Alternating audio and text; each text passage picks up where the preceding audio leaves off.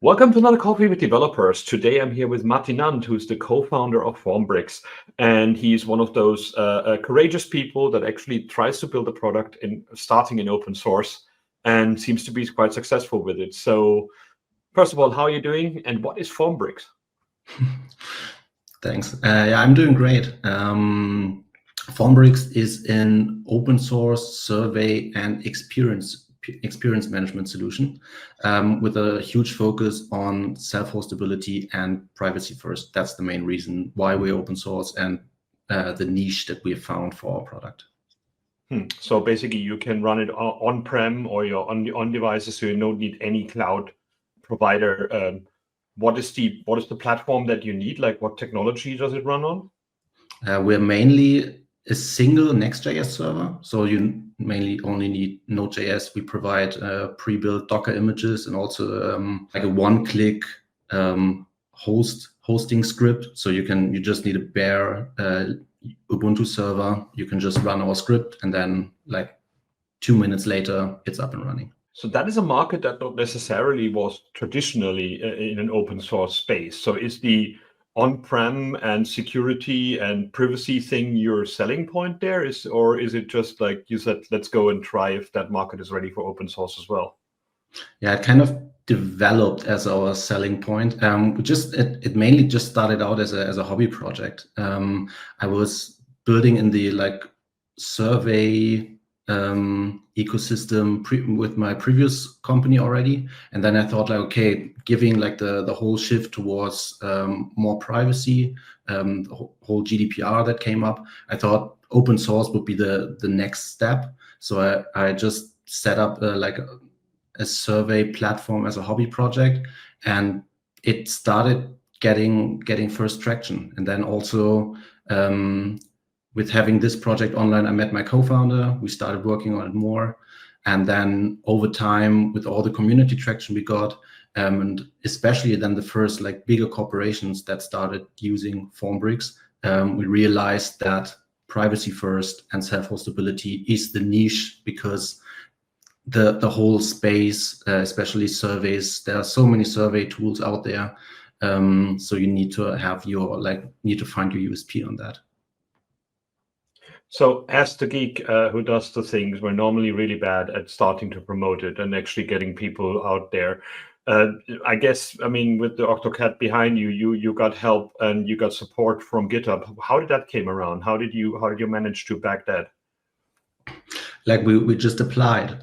They in like 2 years ago, they started to promote their first accelerator program, or the first batch of the accelerator program. And we thought like, okay, it sounds like perfect timing. We just started with the project, and we just got the first community traction from our product hunt launch and Hacker News launch. And then we applied. We totally forgot about that for 3 months. And then they shoot us an email and said, hey, we're in.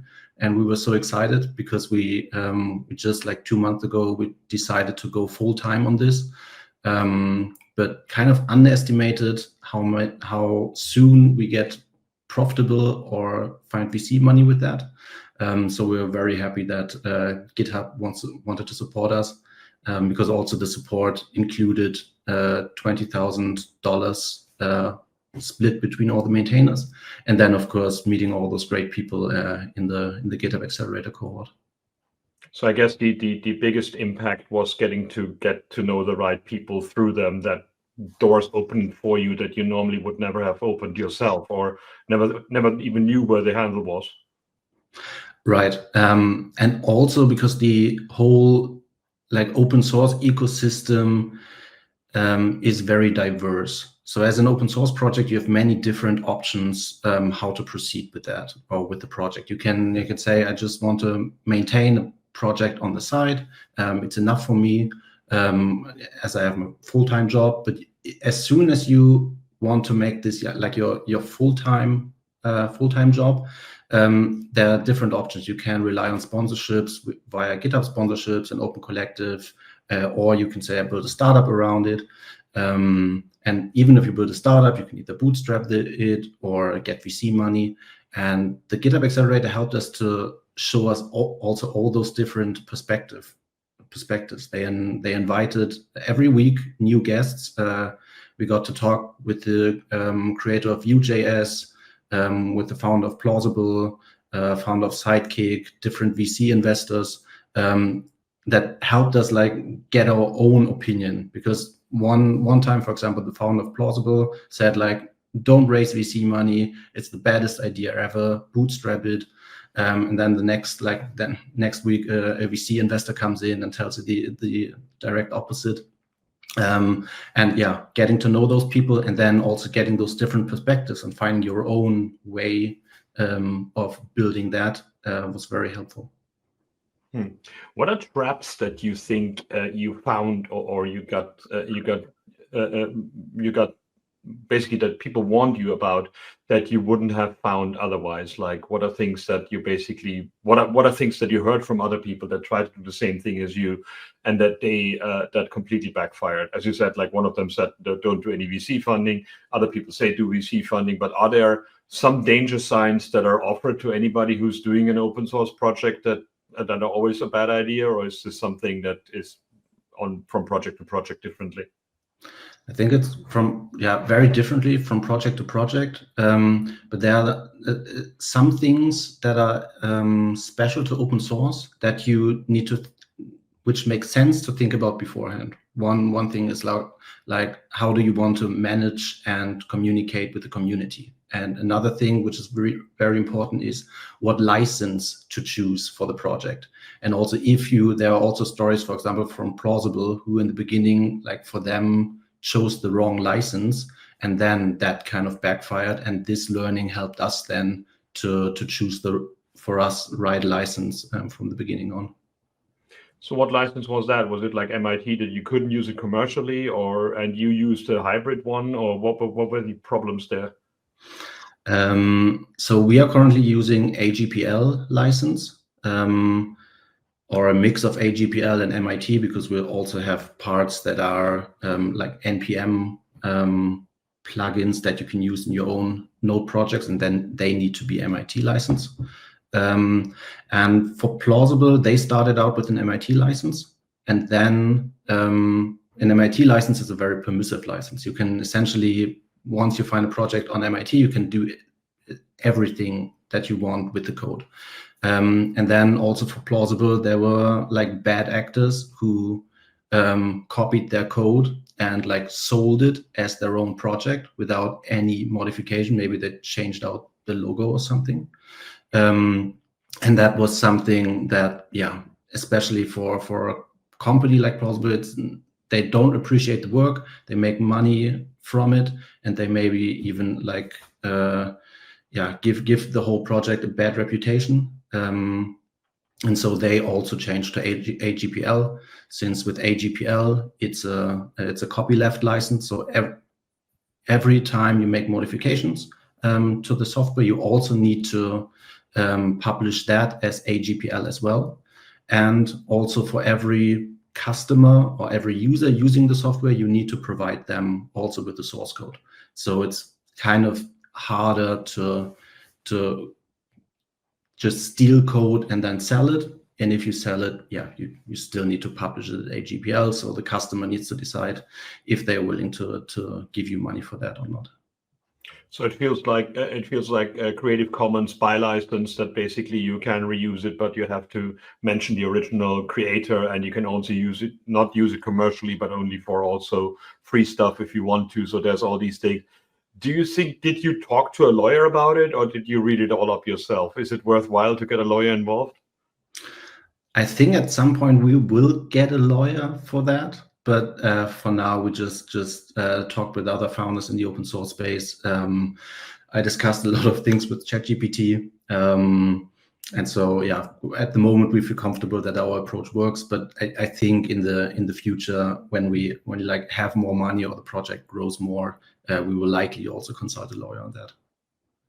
How do you work around the problem that when you start in open source, and I see it as a mistake that a lot of people do, they start as open source and they give everything out for free, and it's like everything is endlessly free, and like you don't need to worry about it. And then sooner or later you have to start charging because money has to come in and somehow the light has to be turned on or kept on.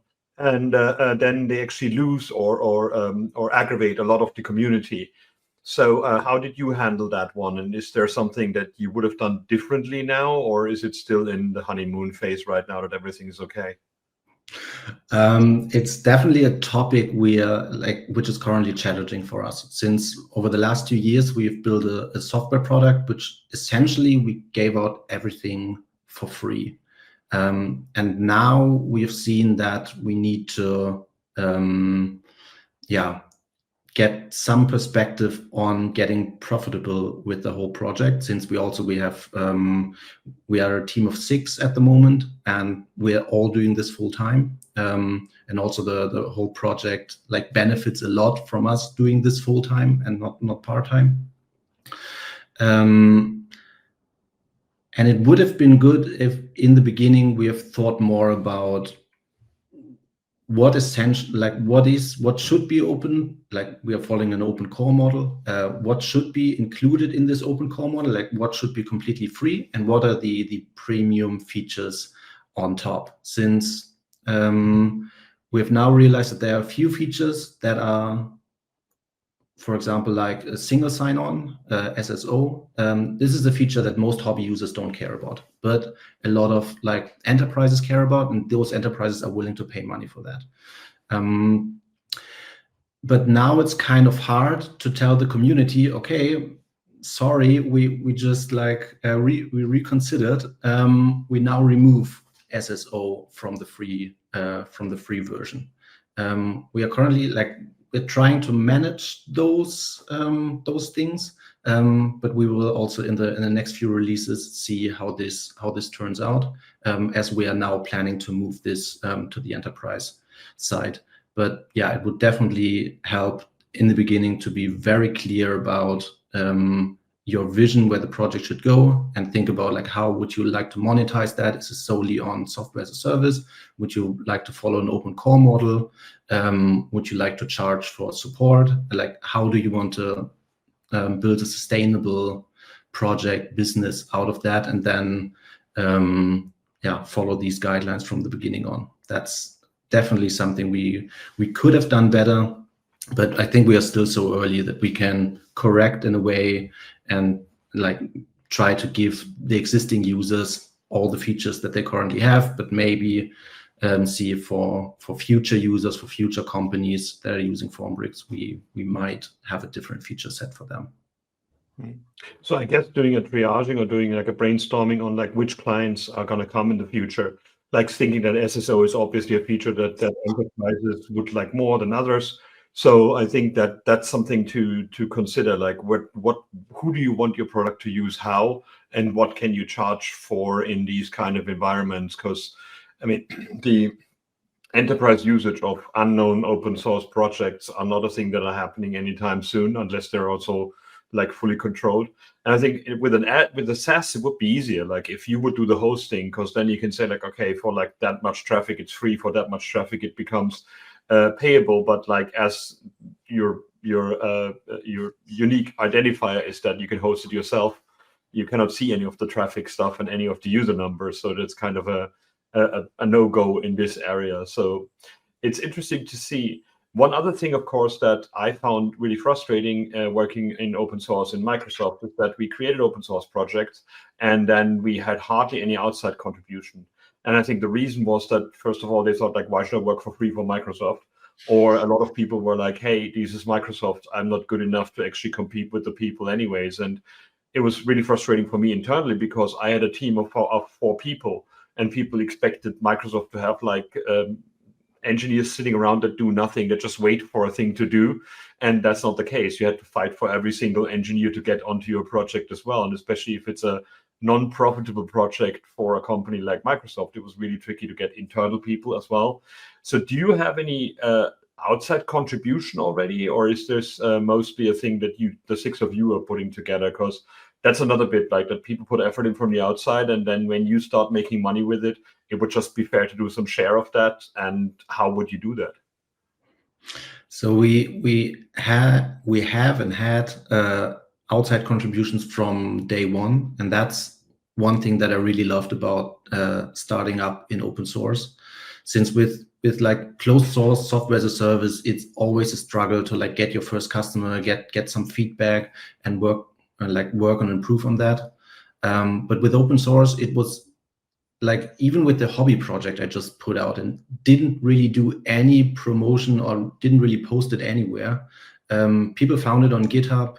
People reached out to me, raised issues on features they would love to have, bugs that they have, and even raised pull requests themselves and started developing features that they would love to see. And so that's also when we transitioned that to Formbricks, was something that we try to keep up and also encourage. So we always try to find good ways how to like motivate outside contributors to do more contributions, to raise issues. We experimented a lot with different like bug bounty system, different points, ranks that they go up once they contribute more. We always contributed or participated in Hacktoberfest, like an open source festival that happens every October. And that's definitely one of the great things of open source, that definitely helped Formbricks a lot get like more stable, more secure, and also that we know what kind of features the community care about. But also there's also like a slight dark side to that, is that if like anyone can make contributions, or like if you write a ticket and some developer says, hey, I would like to take that up, you don't know, is this like a good developer or not? Like how maybe maybe it takes a day to solve it, maybe it takes 3 weeks. And even if they then raise a pull request, you don't know how good the code is, how many iterations, like how many loops you need to go over that code to improve it. And maybe in the end, it would have been easier to just develop it yourself. But there are like the majority of developers are pretty good. And we found all of our like full-time employees, they were previous contributors in Formbricks. And once we hired, we said like, hey, we are hiring. And they applied, and we, from like, without even doing an interview, we already know they know our code base. They write good code. And so also like the first day when they started, there was no like big onboarding or, hey, we show you what the solution looks like. From just day one on, they got tasks they worked on and features they developed. And so, I think that's one of the great things about open source, that it's so easy and that there's kind of not a real boundary between who is like employed, who like contributes. And also, even if there's a contributor and he does good work and he isn't looking for a job right now, we're also reaching out to them, say, hey, we're planning this big feature. Also, would you like to work on that? You could also get like, let's say $500 if you develop that. And that's also a way how we can more flexible scale the whole development capacity we have or need in Formbricks. That makes me really happy, because that's exactly how I sell open source to companies. I say, like, if people already know your product, they can hit the ground running on the first day. They basically know the thing. There's no onboarding needed. You already talk to them. And that's also advice that I give to people that want to contribute. Like, the way you behave yourself in pull requests and in comments and in basically reviews is actually telling me more of what you could be as an employee later on from my company than your code.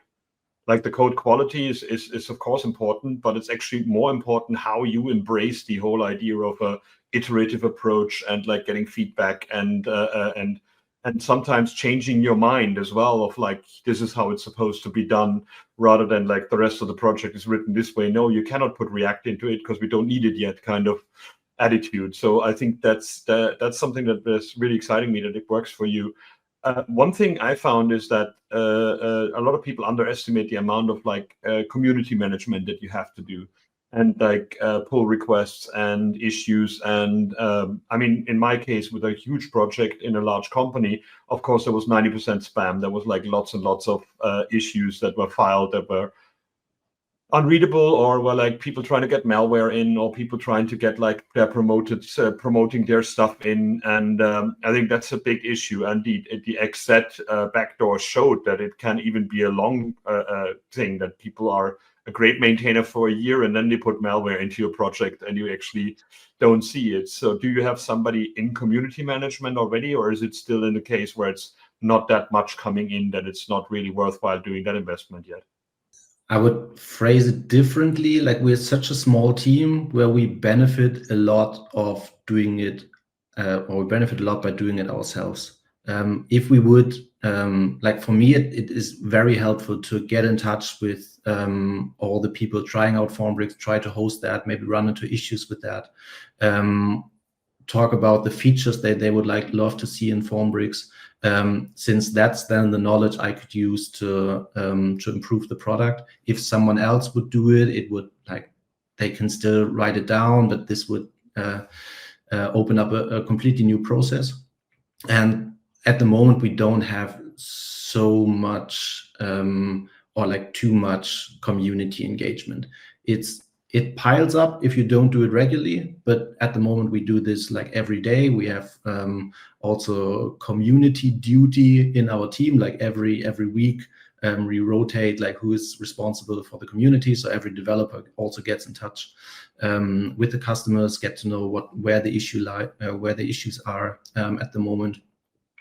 So yeah, this works pretty well for us. And also spam isn't really an issue there. Of course, since it's an open source project, I think we are much more, we attract much more people trying out their like security researcher skills. But this essentially, I think is a good thing, since I think we're now getting in the stage where we pitch to pitch Formbricks to our larger enterprises, and they also do security checks and pen tests and so on Formbricks. And currently, with the pen test they run, Formbricks is pretty secure. And that's also thanks to all the like hobby security researchers that over the past 2 years try to DDoS or find issues in the auth in the whole auth system or API keys and so on. I can't even imagine working on WordPress. That must be an absolute nightmare. I mean, that's like the most attacked thing on this planet. And it's sometimes like 15, 16-year-old PHP code that nobody looked at for months and months. So it's that's a tricky bit there. One of the things that I found interesting, as well as you said, that like you find people who do like more security things, you find people that do testing for you, you find people that contribute in code.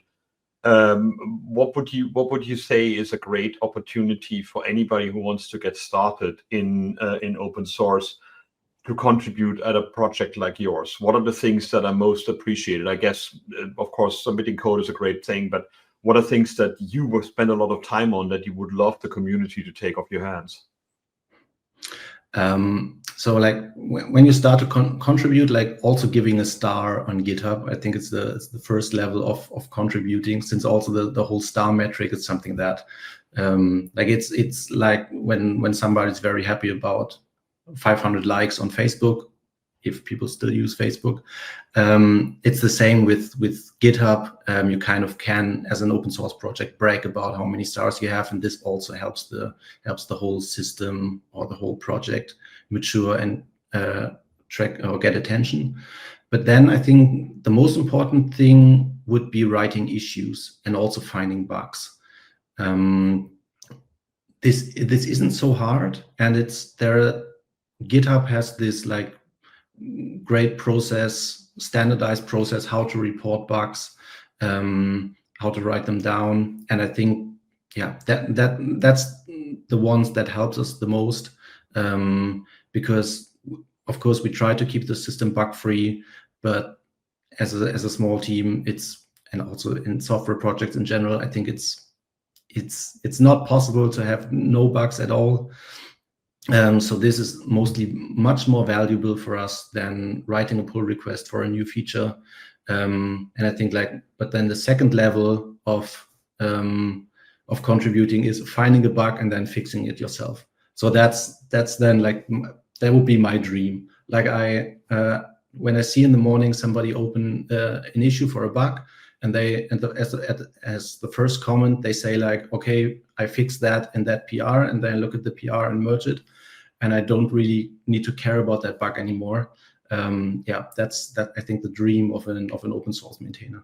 Yeah, that's definitely a great thing. I mean, especially it's also a good exercise for you, what you would do as a professional developer later on. Like, I got into the habit of actually filing bugs and filing issues for myself, and then starting to fix the thing, because then first of all it's nagging me because it's on my to-do list, and secondly there's a track record that it has been fixed. So in the next review we don't need to wonder about if it is still in flux or not. You said at the beginning that the big push at the beginning was Hacker News and Product Hunt. I mean, Product Hunt got into a bad reputation lately. It's very much gained with like AI content and like all kind of stuff. So do you think the honeymoon period there is over? So it's really hard to stick out now than you did before? Or is it something that you still follow and you look at other projects being posted there? I think Product Hunt is still relevant. It's of course very, very hype driven. So now it's a lot of AI projects. Like 1-2 years ago, it was a lot of crypto and Web3 projects. I think it's just like the everything in hype is just also very popular on Product Hunt. But also it gives you a lot of spotlight, especially when you are able to rank higher on that given day. But it depends on the target group. So with Product Hunt, we have seen with the first launch we did for Product Hunt, which was a free and open source survey solution, which was framed as an open source Typeform alternative, and that worked very well with the whole Product Hunt community. And then we did launches later on, which are more focused on like the experience management or a self-hostable experience management solution for corporations, for enterprises, and we've seen that didn't really resonate with the target group of Product Hunt anymore. So those are mainly marketers, indie hackers trying to find new, cool, interesting products to try out. And so you need a product that works well with that community. You need to frame it in a way that it resonates well.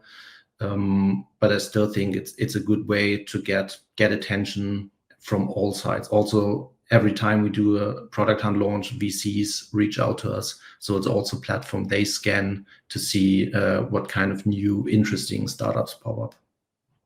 So what advice would you give somebody? Like, I mean, you said like you accidentally stumbled over the GitHub Accelerator and kind of like was surprised that they would say,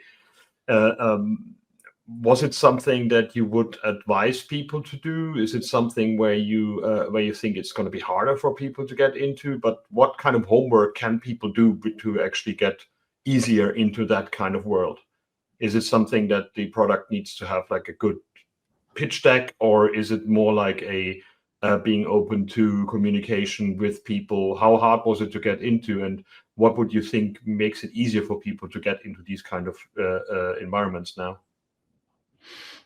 Yeah, it kind of depends what the goal is. But I think, like, for example, if for the GitHub Accelerator was an awesome experience for us, but I think it was also that they liked us initially was also due to the traction that we already got, the community traction. So the good community work that we did, the successful Product Hunt and Hacker News launch, like then the stars on GitHub that we already had.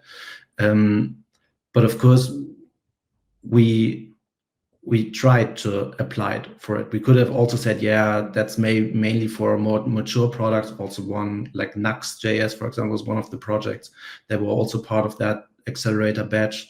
And they are like much further than we were at that point. But we still like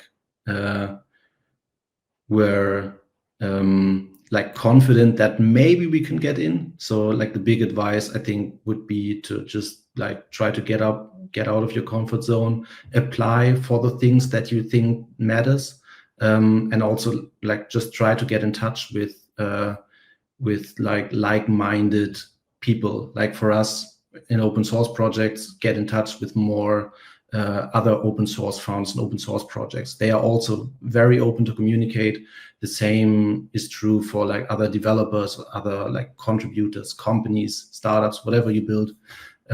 Yeah, just get in touch with them, have a chat, and then I think this really, like the network that you build really boosts everything that you're building. Well, that's a wonderful end of this to this podcast as well, because we had a chat and we talked about single-minded things that we actually both shared. So I'm very happy that you had the success that you have already. It's going to be interesting to see what the next steps are. So we chatted about this a bit earlier. So I mean, I'm very happy to see a lot of people finding a goal to see where their company should go, like what size they want to have, and put a cap on that. So is this something that you're wondering about as well right now? Like, is there sometimes a feeling that you think, oh my God, I started something and it's getting too big for me to control? Or is it like, give me all your money and I want to be as big as possible? I think that's definitely something, or it's like the mindset is something we are struggling a bit with. We are like two founders from Germany and we are building a startup mainly in the US. We're raising money in the US. And you need to sell a much bigger dream, where we sometimes wonder if we are the right people to fulfill or to fill up that dream that we just pitched.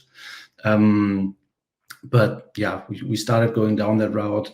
We still think it's an amazing journey. We learn a lot, and I think a little bit of self-doubt and trying to question the things once in a while helps you to find your path, and yeah, helps you improve in that journey that you take. Excellent. Thank you so much. That was lovely. So where to reach you? What do you want from people? How many people are you going to hire in the next month? Yeah, interestingly, we are currently closing our seed financing round, so we will definitely hire likely three people more. But yeah, please check out Formbricks on GitHub, github.com/Formbricks. Try to contribute, give us a star. If you find any bugs, raise an issue. If you would love to see any features, raise a feature request for that. Or if you just like to reach out to me, you can always shoot me an email to matti@formbricks.com. Excellent. This was Coffee with Developers with Matti Nant from Formbricks. And yeah, as you said, we'll take a look at it. It's on GitHub. I mean, it helped hosting it on GitHub, I guess, as well, rather than other places. But yeah, good to see that you're in a journey where you want to see people safe, allow them to host their own things in a market that originally was just very much a SaaS. So if you want to hear more about this, you'll probably see Matti at our event again as well in July. So I wouldn't be surprised if you'll be around there again. And thanks for that. This was wonderful. Awesome. Thank you.